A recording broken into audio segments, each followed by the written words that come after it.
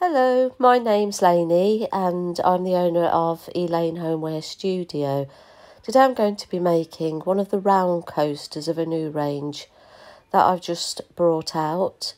I love these coasters because they actually give the appearance of being made with material such as wool, but these are made with Jesmonite. However, today I'm going to be using Hydroflow.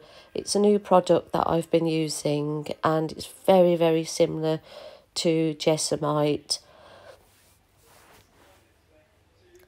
So the ratio to mix the product is 1 part liquid, 2.5 parts powder, but I always add a little bit more powder to mine just because I like a thicker mixture when I'm patterning with different colours. If I was to use just plain colours, I would stick to the ratio. I've just put a code up for you. If you want to try Hydroflow, you can have 15% off your first order on all their products by just using the code Laney15. So you'll have just seen that I've used a Jesmonite blade to mix the powder in with the liquid. Sometimes I use a stick blender afterwards to eliminate even more bubbles, but with small amounts I just tend to use the Jesmonite blade, transfer into cups and then use a jumbo lollipop stick to stir in the colours. The colours I'm using are the Jesmonite pigment, and the red oxide is what I added first. And if you add a tiny little bit, you'll get a lovely pink blush colour rather than a deeper pink. I've added black and white to the next cup. I added a bit too much black, so I'm having to add more white pigment because the customer who has put an order in for this particular piece wants the colours of pink, light grey and white with a silver metallic running through. So as you can see, I'm pouring the grey onto one of the colours and the white, and I'm adding silver metallic, which you can buy from Amazon. You can also buy from their website. The company is called Coade, C-O-A-D-E, who manufacture this particular metallic acrylic paint. And you need to get your colours to lie on the surface, not sink into each other. You also don't want them to blend together because you'll start creating a colour mix.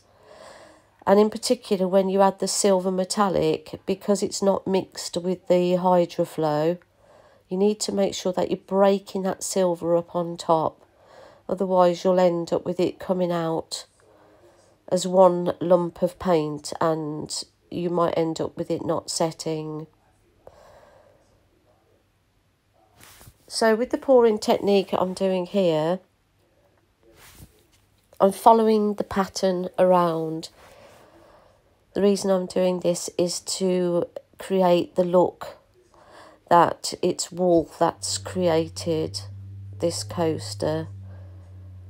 So I'm going around in circles and just lightly moving the mould to make sure that the mixture is mixing down into those crevices, holes and bumps that are in this particular mould. But take care not to move your moulds around too much. I know some people have said that to get rid of air bubbles, they'll bang the moulds up and down and give them a good shake and a good tap. That's okay if you're using a plain colour, but when you're patterning, the more that you disturb the mould, the more you're moving the pattern underneath and you'll end up blurring the colours into each other and won't end up with that distinctive pattern. I've got some spare mixture left and I always have a small mould next to me in case this happens. So this is another new coaster that I recently purchased. So I'm using what's left just to create a random pattern using the same methods. of mixing the colours together using a coffee stirrer just to break them up on the surface. And I'm also adding a plain pink, a plain white and a plain grey. Now with this particular pattern, I'm going to try and blend the stripes together a little bit more so they're not so distinctive. So what I'm going to do in a moment is just spin the mould around and just tidying the back of the coaster up there. Make sure that your stick doesn't go right down to the surface of the mould, otherwise you'll end up with like scratch lines on it. And when it's set and it's gone cool, then you can unmould. It normally takes me about 30 minutes before I can unmould. Sometimes if your mixture's a little bit more runny because you've added a bit more liquid, then it could take a little bit longer, but very similar to Jesmonite. So I hope my videos help you in some way for people who are already making, or maybe inspired people who are thinking about having a go at making your own homeware. You can follow me on Facebook.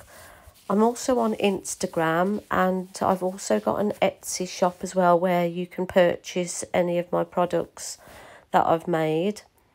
And all of my products are under my business name, E.